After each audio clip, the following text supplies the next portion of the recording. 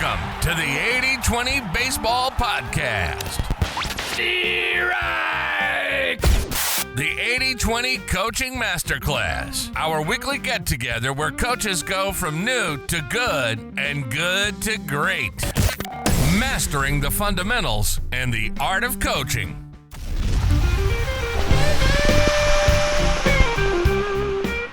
Hey everybody, welcome back to the 80-20 Baseball Podcast. Always good to be here with every one of you, our weekly get-together here at the 80-20 Baseball Podcast, the 80-20 Baseball Masterclass, the longest running weekly youth baseball podcast. And coaches, you're here because you want focused insights, things you can take out to the field. You want to efficiently become a better coach. And that's the cool thing about podcasts is that you can consume this information in the car, while you're on a jog, while you're mowing the lawn. Part of starting this podcast was because I liked podcasts so much. I saw the value in podcasts. And I know coaches and players that are listening to this, you're looking for the quickest path to becoming a good coach, good player, great coach, a great player. We're definitely not looking to skip things here and just cut to the front of the line, but we want to go as efficiently to being a good to great coach or player. And most of us coaches have a very short window of time while our kids are young to be great at this. So we don't want to waste any time. So stop in each week, every Tuesday, a new episode coming out. Level up your coaching game. Players, level up your game. Speaking of players listening, I got a text from a buddy of mine that I grew up with. Good dude, great guy. He actually moved out to Tennessee. I grew up with him in SoCal. He was a heck of a football player.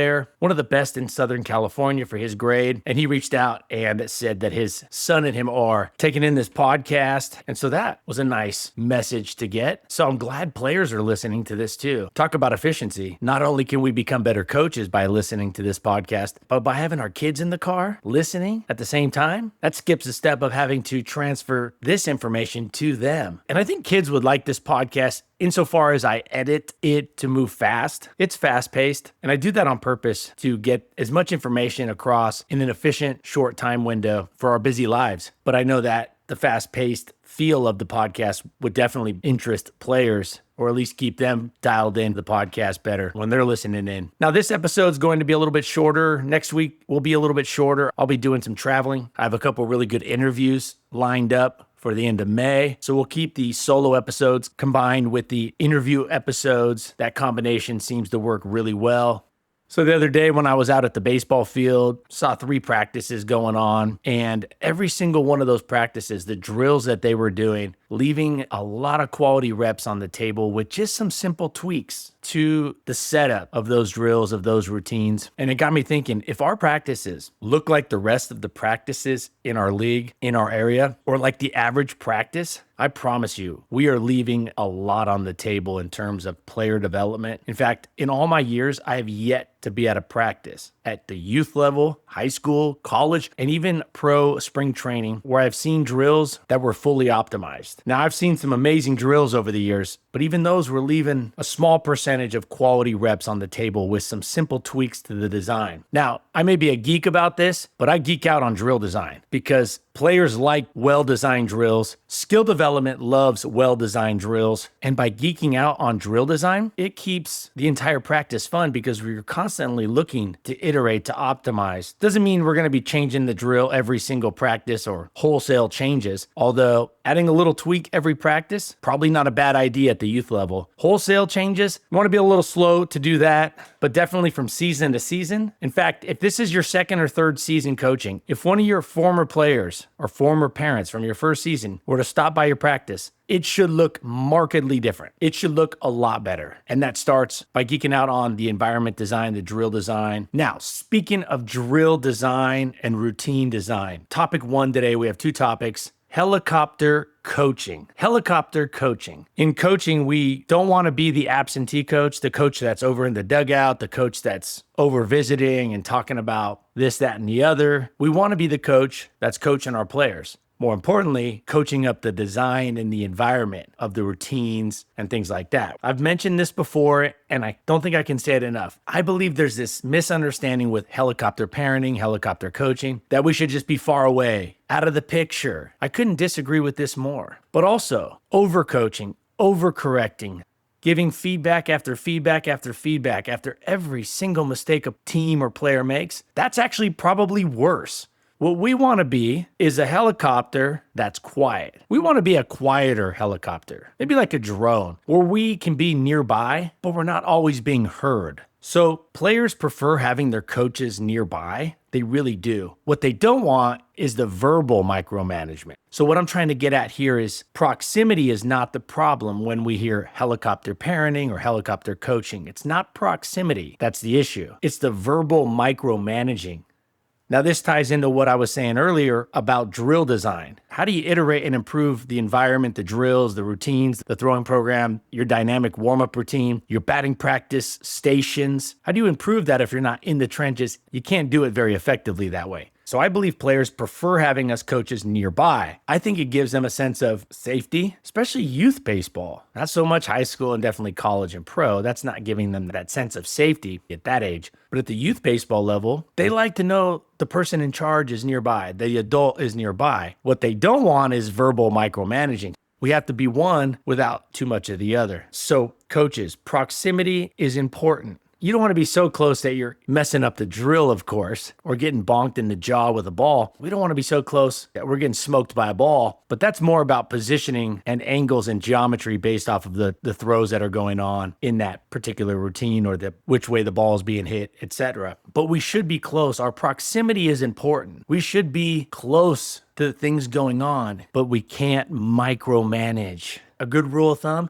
if your shortstop has a ball go between his legs on your ground ball drill, first ground ball goes between his legs, don't say anything. If the next one goes between his legs, don't say anything. Third one, step in and give him a pointer. Remember, we want to provide a solution, not talk about the mistake so much. Hey, what's going on? You look like a bullfighter. Can't you feel that? Man, we don't want to talk about the mistake as much as, hey, if you're waiting for that ground ball to come to you, I want that glove on the ground and then coming up from there. The glove should always go from down to up. So that would be the pointer. Now, something that will help you coaches is to tell this to the parents. I'm not going to micromanage these players because I truly believe they're smart enough and they care enough to try to learn some of the game on their own. And the game is actually the best teacher because it is the real thing. My words are not the real thing. The game is the real thing. And I trust that the game and your kid can figure some of these things out and will figure some of these things out. And I like to be transparent, telling my players and my parents, this is my philosophy. It'll help the players feel a lot more comfortable and relaxed. It'll also indirectly push some of the ownership and responsibility onto them to get better. So you share that message with them that, hey, I trust you to learn quickly from your mistakes. I'm not going to say something every time you make a mistake. Parents, let them know because there's high anxiety parents that are micromanagers and they will get severe anxiety if you as the coach don't say something every single time their kid makes a mistake. I know it sounds crazy, but a lot of you know exactly what I'm talking about. I had a coach, really well-meaning dad, smart guy, successful, came up to me after a practice. This was like 15 years ago, came up and said, hey, you're not correcting them every time they make a mistake. I politely said, are you paying me to talk or coach?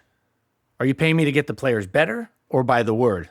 And I said, my job is to get the players better, not get my word count up. Now, I said it politely and he got what I was saying. I gave him some examples and broke it down for him and he understood. But even he had anxiety and he was a baseball guy. So now here's a specific example of close proximity, minimal verbal micromanagement. During the warm-ups and the throwing routine, automate the warm-up. Get it on autopilot. The warm-up, the throwing routine, those should be on autopilot. Players should be able to run those on their own. They should know the whole process and let them know early on that's the expectation when you're implementing it the first 2 or 3 or 4 practices. They'll like this. You'll like it, and it keeps us from having to micromanage everything. But we should still be close to the warm-up routine. We should be close to the throwing routine, during the warm-up routine, during the throwing routines, instead of micromanaging the mistakes or their technique. Now, let me stop real quick here.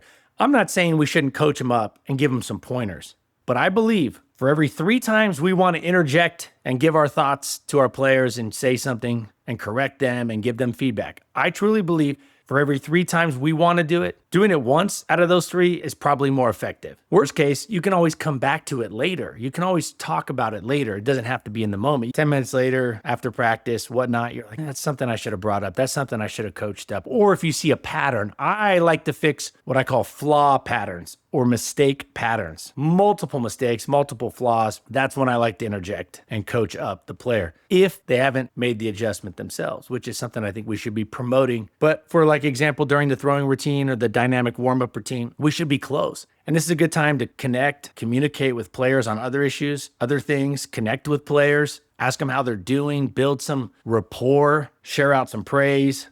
So we should be close to everything during practice, but we shouldn't be verbally micromanaging. Kids love autonomy, but they need guidance. We should be close, but not over controlling. Kids love autonomy, but they need guidance from time to time.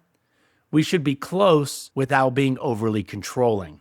Now, quick plug, there are 3 options now for the coaching plan. We've changed the name to the coaching system. There are 3 options to fit exactly what you need. Coaches, most of you, almost all of you, get one shot at being a youth coach. It's not worth just leaving it up to guessing. The coaching plan is as efficient a way to take the best of everything and implement it into your practices right away. Also, I was thinking the other day of a coach who asked me if they could share the PDF diagrams of each drill and routine with their assistant coaches. They could just forward it or message it to them so everybody was on the same page. Instead of having to explain how it's going to look, you just give them the PDF diagrams that are really well done, and your assistant coaches can see the drills. Worst case, you print it out and give it to the coaches and say, hey, this is how the ground ball blitz drill looks. This is how the pickles drill looks. This is how the outfield relay drill looks. And you give them the PDF. It's got the drill diagrammed, each sequence. So all your coaches roll out there and they know exactly how the drill should look, or at least 80% of it. Now each drill and routine comes with a video breakdown, a really fast-paced video breakdown tutorial that I provide on my 75-inch touchscreen. That's more for the head coaches or parents that want to lead parts of practices. But you have those PDFs that come with every drill, everything on the coaching plan, the coaching system over at 8020baseball.com.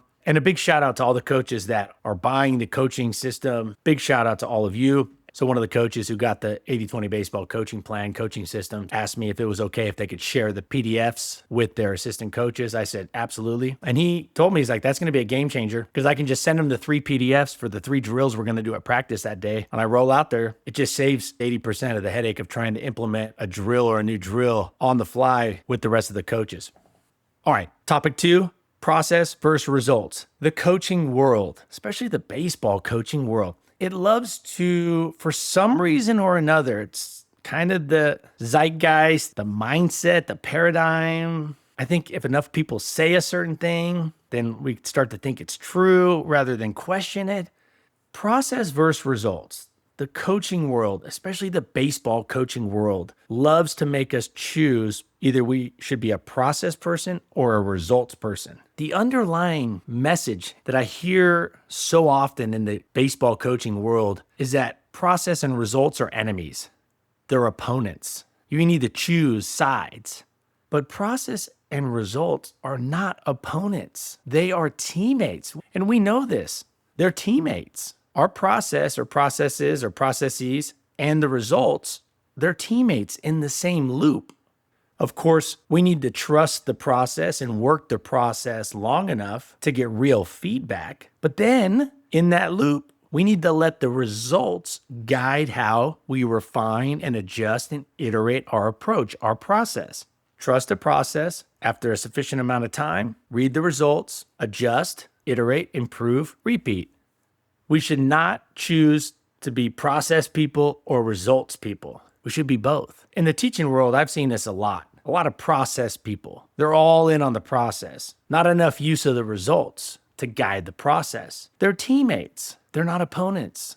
Now, one of the reasons I like to listen to people who are leaders, managers in areas where it's a life and death situation, or it can be life and death, like a lot of the stuff firefighters deal with, definitely like Jocko Willink, the well-known Navy SEAL. The reason I'm drawn to listen to those people more closely is because they have to have their processes dialed in. They have to have them dialed in because if they don't, people die or get severely injured or hurt. So they are forced to iterate fast and to make sure their systems, their process is dialed in. Now, I don't think the use of the results gets the love and respect it should. Most of the people in the baseball coaching community that I've heard from that talk about the process and results, it seems like you got to pick one or the other camp, or like process and results are opponents. They're teammates. It's not one or the other, right? I had a coach not too long ago tell me, hey, this team just got to trust the process. We got to trust the process. He told me what his process was. I said, well, how long do you trust it before you adjust it? He didn't have an answer. I said, you got to know how long you should trust the process before you adjust the process. Now, we shouldn't be flip-flopping every practice or every month necessarily. We need to get a large enough sample size to make sure that we have valid, usable results, right? Of course, we need to get enough quality information, longitudinal to a degree, so we can update our process accurately or at least in a better way. So just wanted to bring that up. Process versus results. Often I feel like the paradigm is you pick one or the other, they're opponents, but we all know they're teammates and they're in the same loop, and we need to respect both of them. Respect the process and respect the results, and let them play together. Stockton and Malone, process and results. All right, that is going to wrap it up today. Head over to 8020baseball.com. A lot of good stuff over there. New pitching app on the iOS store, the coaching system update, 8020baseball.com. All right, until next week, let's keep taking care of our health so we can be at our best for our families, our close friends, our players. And let's take this info. Let's go out there. Let's put it into play. All right, y'all take care. Until next week, adios.